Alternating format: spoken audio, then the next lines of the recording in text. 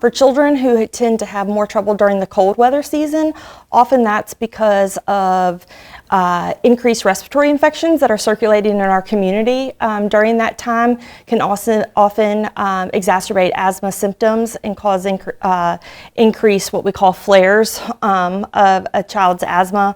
Also, being in really cold, dry air can also trigger children's asthma. So oftentimes when we talk about that, we talk about children going outside, maybe putting a scarf over their mouth so it kind of warms the air as they're breathing in.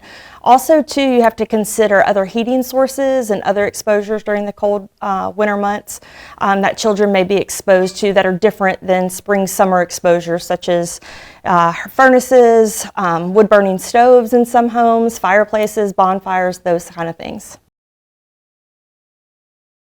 If your child is having increased symptoms at certain times of the year, it may be a sign they need a different medication at certain times of the year to target their asthma symptoms. So typically we say good follow-up with your primary care physician. One thing that's really important is if your child has more severe asthma, they often might need an asthma specialist to help manage their asthma, to kind of further identify medications and other treatments that may improve their asthma symptoms.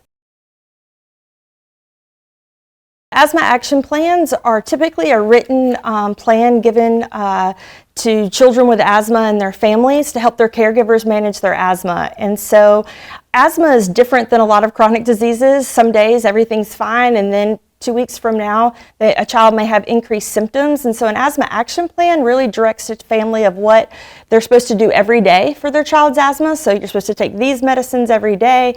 It directs them if their child is starting to have increased symptoms. It actually tells them what those increased symptoms are and tells them how to escalate their treatment at home. It also directs them of when to seek emergency care, when to call the doctor.